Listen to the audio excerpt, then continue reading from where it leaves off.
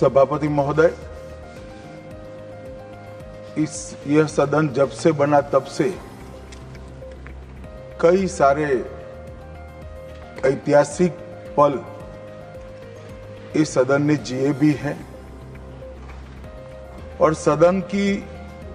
कार्यवाही के माध्यम से राष्ट्र जीवन की स्मृति में वो समाहित भी हुए हैं। मेरा मानना है कि ये जो आपका निर्णय है, सदन का निर्णय है कि वंदे मातरम के 150वें साल के प्रवेश पर ये महान सदन वंदे मातरम के भाव के लिए, वंदे मातरम के यशोगान के लिए और वंदे मातरम को चिरंजीव बनाने के लिए एक चर्चा करें और इस चर्चा के माध्यम से विशेषकर हमारे देश के बच्चे, किशोर, युवा,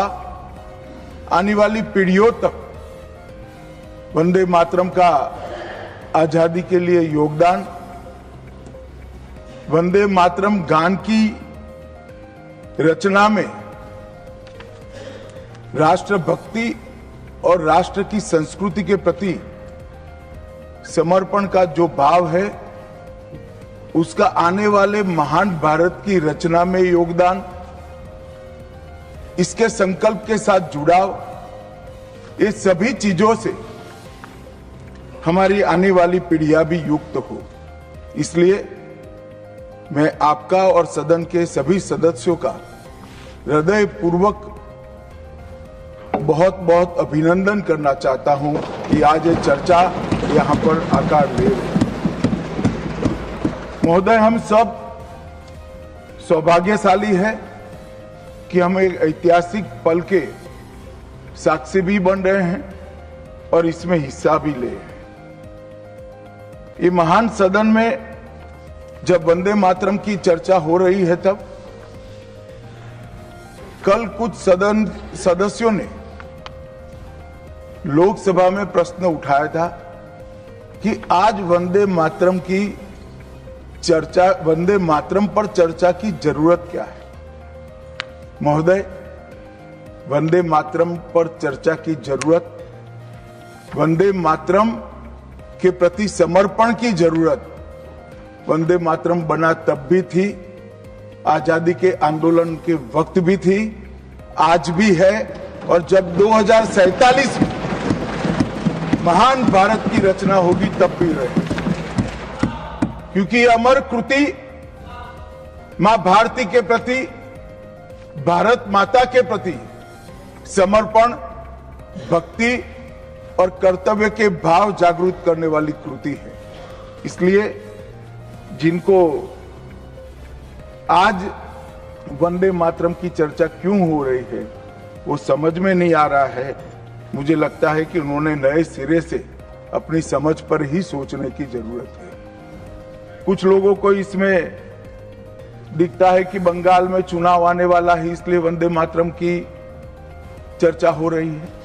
वो वंदे मातरम के महिमा मंडन को बंगाल के चुनाव के साथ जोड़कर कम करना चाहते हैं। ये सही है कि वंदे मातरम की रचनाकार बंकिम बाबू बंगाल में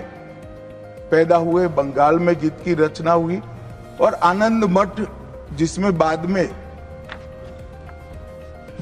वंदे मातरम समाहित हुआ, उसकी पृष्ठभूमि भी की बंगाल थी। मगर जब वंदे मातरम का प्रकटीकरण हुआ, वंदे मातरम बंगाल तक सीमित नहीं रहा था, देश तक भी सीमित नहीं रहा था। दुनिया भर में जहां पर आजादी के दीवाने थे वो गुप्त बैठक भी करते थे, तो पहले वंदे मातरम का गान कर बैठक की शुरुआत। और आज भी सरहद पर हमारा जवान जब अपना सर्वोच्च बलिदान देता है, ये आंतरिक सुरक्षा के लिए देश के पुलिस का जवान सर्वोच्च बलिदान देता है, तो जब वो अपने प्राण त्यागता है, इसके मुंह पर एक ही मंत्र होता है, वो वंदे मातरम। मान्यवर, ये वंदे मातरम का गान, वंदे मातरम का गीत, ये भारत माता को गुलामी की जंजीरों से मुक्त करने का नारा बना था, आजादी के उद्घोष का नारा बन चुका था, आजादी के संग्राम का एक बहुत बड़ा प्रेरणा स्रोत बना था और शहीदों को अंतिम बलिदान, सर्वोच्च बलिदान देते वक्त अगले जन्म में भी भारत में ही जन्म लेकर फिर से मां भारती के लिए बलिदान करने की प्रेरणा वंदे मातरम से। और ये चिर पुरातन राष्ट्र को अनेक सदियों तक अपनी संस्कृति के रास्ते पर आगे बढ़ाने की प्रेरणा भी कई सारे मनुष्यों को इस वंदे मातरम से। वंदे मातरम की दोनों सदनों में इस चर्चा से, वंदे मातरम के महिमा मंडन से,